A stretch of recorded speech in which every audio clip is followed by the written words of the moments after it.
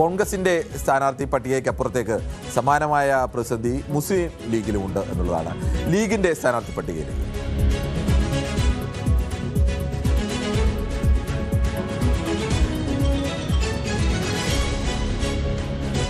എന്തായാലും ലീഗിൽ സാധാരണഗതിയിൽ സ്ഥാനാർത്ഥികളെ പ്രഖ്യാപിച്ചാൽ അവിടെ ഒരു ഏതെങ്കിലും തരത്തിൽ വിമതസ്വരം ഉയരുന്ന വളരെ കുറവാണ്.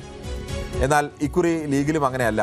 ലീഗിൻ്റെ സ്ഥാനാർത്ഥി പട്ടികയെ ചൊല്ലി എതിർപ്പുകൾ ശക്തമാകുന്നു. അതിൽ ഏറ്റവും പ്രധാനം അബ്ദുൾ റഹ്മാൻ രണ്ടത്താണിയുടേതാണ്. അബ്ദുൾ റഹ്മാൻ രണ്ടത്താണി പരസ്യമായി തന്നെ ലീഗ് സ്ഥാനാർത്ഥി പ്രഖ്യാപനത്തിൽ പ്രതിഷേധിച്ച് രംഗത്ത് വരുന്നു. രണ്ടത്താണിയുമായി CPM ഇപ്പോൾ ചർച്ച നടത്തിക്കൊണ്ടിരിക്കുകയാണ്. CPM-നെ സംബന്ധിച്ച് ഇവിടെ ഒരു പ്രധാനപ്പെട്ട അവസരം എന്ന് പറഞ്ഞാൽ ലീഗിൻ്റെ നെടുങ്കോട്ടകളിൽ എന്തായാലും മത്സരിക്കുമ്പോൾ അവിടെ ഒരു ഉറച്ച വിജയമൊക്കെ ഏറെക്കുറെ അസാധ്യമായ പല മണ്ഡലങ്ങളുമുണ്ട്.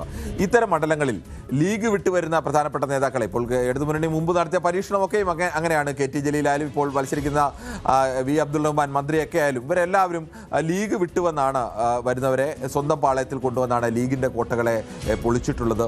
ആ മട്ടിൽ ഇപ്പോൾ രണ്ടത്താണിയെയും കൊണ്ടുവരാൻ വേണ്ടിയുള്ള ശ്രമം നടക്കുന്നു. അതിന് രണ്ടത്താണിക്കും താല്പര്യമുള്ള ചില മണ്ഡലങ്ങളൊക്കെ വരുന്നുണ്ട്. V അബ്ദുൾ റഹ്മാൻ തിരൂരിലേക്ക് മാറുകയാണെങ്കിൽ അദ്ദേഹത്തിനെ താനൂരിൽ പ്രഖ്യാപിച്ചെങ്കിലും അദ്ദേഹം അവിടെ മത്സരിക്കാൻ തയ്യാറാവുകയോ സ്ഥാനാർത്ഥി പ്രഖ്യാപനം വന്ന് ഈ സമയം വരെയും അദ്ദേഹം എന്തായാലും പ്രചരണത്തിന് ഇറങ്ങിയിട്ടേയില്ല. അവിടെ മത്സരിക്കാൻ താല്പര്യമില്ല എന്നുള്ള നിലപാടിലാണ് അദ്ദേഹം നിൽക്കുന്നത്.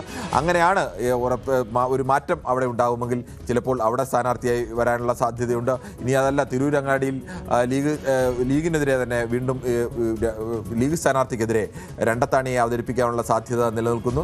അത് ഒരു വഴിക്ക് ലീഗിൽ അത്തരം ഒരു ചില പരസ്യ പ്രതിഷേധങ്ങളൊക്കെ. പക്ഷേ ലീഗിനെ സംബന്ധിച്ച് നമുക്ക് ഇതൊക്കെ പറയുമ്പോഴും അറിയാം, ലീഗിൻ്റെ സംഘടനാ സംവിധാനം ഉപയോഗിച്ചുകൊണ്ട് അത്തരം പരസ്യ പ്രതിഷേധങ്ങളെ ആകെ ലീഗിനെ ബാധിക്കുന്ന തരത്തിലേക്ക് മുന്നോട്ട് പോകാതെ ആ ഒരു മണ്ഡലത്തിൽ ചിലപ്പോൾ മത്സരിക്കുന്ന മണ്ഡലത്തിൽ ബാധിച്ചേക്കാം, അതിനപ്പുറത്തേക്ക് മുന്നോട്ട് കൊണ്ടുപോകാതൊക്കെ ഇരിക്കാൻ ശേഷിയുള്ള പാർട്ടിയാണ് ലീഗ്. പക്ഷേ അത് ഇപ്പോഴും ഉപയോഗിക്കുമെന്ന് തന്നെ നമുക്ക് പ്രതീക്ഷിക്കാം. അങ്ങനെ മറ്റ് കോൺഗ്രസിനെ പോലെ ആ തരത്തിലേക്ക് ഒരിടത്ത് വിമതനം വന്നു എന്നതുകൊണ്ട് വലിയ തലവേദന അവർക്കുണ്ടാവാത്ത പാർട്ടിയാണ്.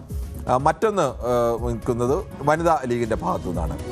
വനിതാ ലീഗുകാർ പ്രധാനമായും പറയുന്നത് വനിതാ ലീഗിൽ നിന്ന് ഒരാളെ പോലും സ്ഥാനാർത്ഥി പട്ടികയിലേക്ക് പരിഗണിച്ചില്ല എന്നുള്ളതാണ്. വനിതാ ലീഗിൻ്റെ നേതാവ് നൂർബീന റഷീദ് തന്നെ ഇത് പരസ്യമായി പറയുന്നു. സ്ഥാനാർത്ഥിത്വത്തിൻ്റെ മാനദണ്ഡം എന്താണ് എന്നുള്ള ചോദ്യം, ഒരു സുപ്രധാന ചോദ്യം കൂടി അവർ ചോദിക്കുന്നുണ്ട്. ഈ തലമുറ മാറ്റം എന്നൊക്കെ പറയുന്നത് പുതിയ ആളുകളെയൊക്കെ അവതരിപ്പിച്ചു. 2 പേരെ സ്ത്രീകളെ ലീഗ് അവതരിപ്പിച്ചു. ഈ 2 പേരെ അവതരിപ്പിക്കുമ്പോൾ ഒന്ന് പുതിയ തലമുറയിൽ നിന്നുള്ള ഒരാൾ കൂടി ഫാത്തിമ തെഹ്രിയ കൂടി സ്ഥാനാർത്ഥിയാവുന്നു. അപ്പോൾ പരോക്ഷമായി അവർ ചോദിക്കുന്നത് ഈ തലമുറ മാറ്റം പെണ്ണുങ്ങൾക്ക് മാത്രം മതിയോ, ആണുങ്ങൾക്കും വേണ്ടേ എന്നുള്ള ചോദ്യം ലീഗ് നേതൃത്വത്തോട് ചോദിക്കുന്നുണ്ട്.